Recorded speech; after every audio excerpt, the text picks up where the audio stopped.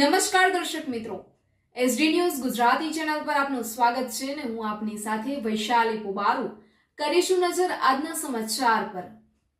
ડાંગથી સતત 9મા દિવસે કમોસમી વરસાદનો કહેર, ખેડૂતોને મોટું નુકસાન। ડાંગ જિલ્લામાં વરસાદી માહોલના પગલે ચોમાસા જેવી સ્થિતિ, માર્ગો પર પાણીની રેલમછેલ।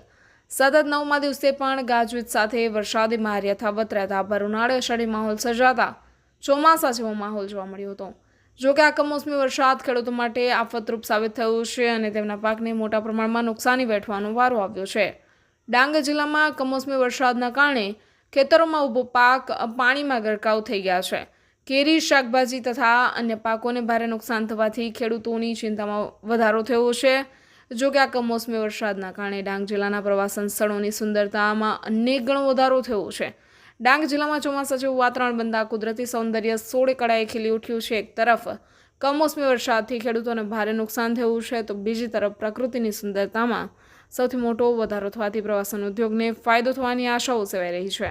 હાલમાં ખેડૂતો સરકાર પાસે તેમના પાક નુકસાનનો વળતર માંગ કરી રહ્યા છે। આમ ડાંગ જિલ્લામાં કમોસમી વરસાદે મિશ્ર અસર સર્જી છે। ડાંગના ખેડૂતો માટે આ કપરો સમય છે। હવે જોવાનું એ રહે છે કે સરકાર ખેડૂતોને ક્યારે અને કેવી રીતે મદદ કરે છે। Reporter Sushil Pawar, SD news Gujarati, Dang.